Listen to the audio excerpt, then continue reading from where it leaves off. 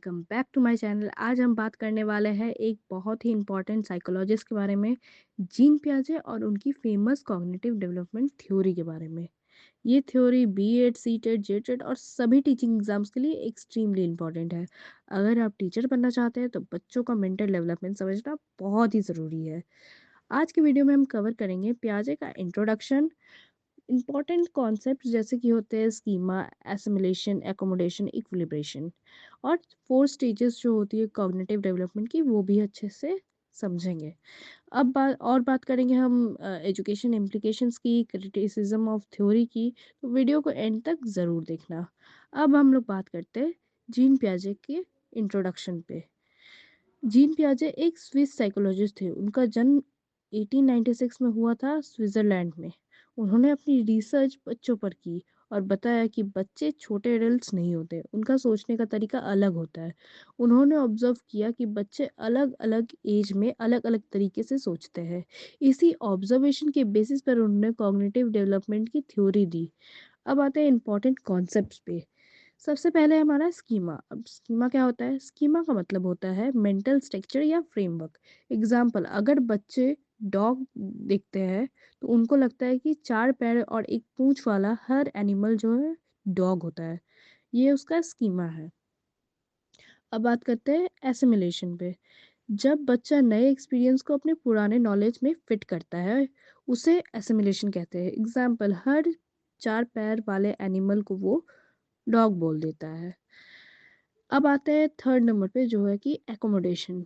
जब बच्चा अपना पुराना नॉलेज चेंज करता है और नए एक्सपीरियंस के हिसाब से यूज करता है उसे, उसे कहते हैं एकोमोडेशन। एग्जाम्पल, समझना कि काऊ डॉग नहीं है, मतलब हर 4 पैर और एक पूंछ वाला जो भी एनिमल है वो डॉग नहीं होता है। वो उसके भी अलग अलग नाम है, जैसे हॉर्स होते हैं और काऊ हो सकते हैं।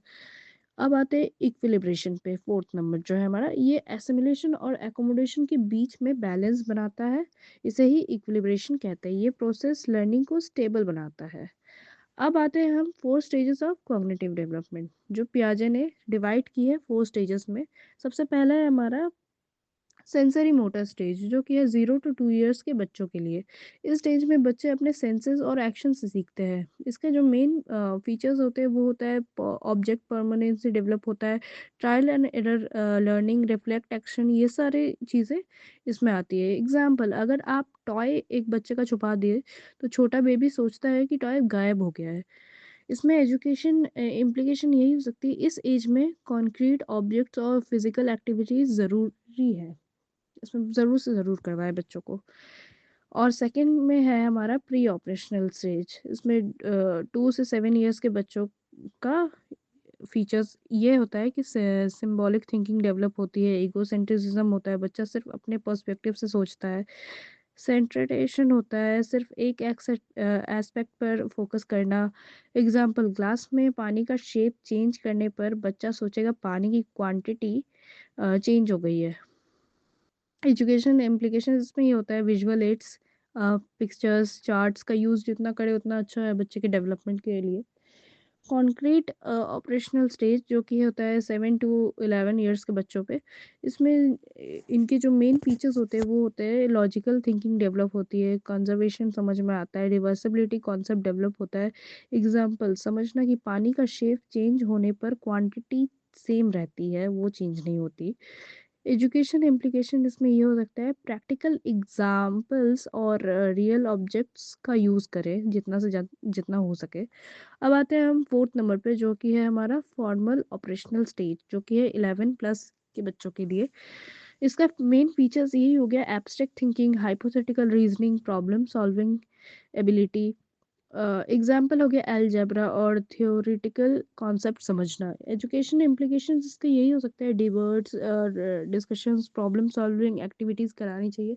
इससे क्या है कि बच्चे का डेवलपमेंट पूरी तरह से हो सकता है, उसका मानसिक विकास जो है उसका अच्छे तरीके से हो सकता है। इसके बाद हम आते हैं एजुकेशनल इम्प्लीकेशंस की। टीचर्स को बच्चे की एज के हिसाब से टीचिंग करनी चाहिए। इसमें यही बताया गया है कि ये जो 4 स्टेजेस दी है पियाजे ने, इसमें यही बताया गया कि टीचर्स को बच्चे की एज के हिसाब से उनको टीचिंग करनी चाहिए, लर्निंग एक्टिव होनी चाहिए, डिस्कवरी लर्निंग को ज़्यादा से ज़्यादा प्रमोट करना चाहिए, क्रीट से एब्स्ट्रैक्ट की तरफ बढ़ना चाहिए हम लोग बच्चे को पढ़ाते वक़्त और चाइल्ड सेंटर अप्रोच फ़ॉलो करनी चाहिए। क्रिटिसिज़्म जो है, इसमें यही मिली है कि एज लिमिट फ़िक्स नहीं होती। बहुत सारे साइकोलॉजिस्ट ने भी मतलब पियाजे का इसमें क्रिटिसिज्म यही किया है कि एज लिमिट फिक्स नहीं होती और प्लस इन्होंने पियाजे ने सोशल फैक्टर्स को कम इम्पोर्टेंस दिया है। हर बच्चा सेम स्पीड से नहीं सीखता है, हर बच्चा सेम स्पीड से नहीं डेवलप करता है। फिर भी ये थ्योरी जो है एजुकेशन में बहुत इम्पोर्टेंट है। अब आते हैं हम कंक्लूजन पे। तो आज हमने पढ़ा जीन पियाजे का introduction, concept, 4 stages of cognitive development, education, implications और क्रिटिसिज्म। अब बीएड के स्टूडेंट्स हैं तो ये टॉपिक एग्जाम में लॉन्ग आंसर के रूप में आ सकता है। वीडियो पसंद आए तो लाइक करें, शेयर करें और चैनल को प्लीज़ सब्सक्राइब करें। Thank you so much.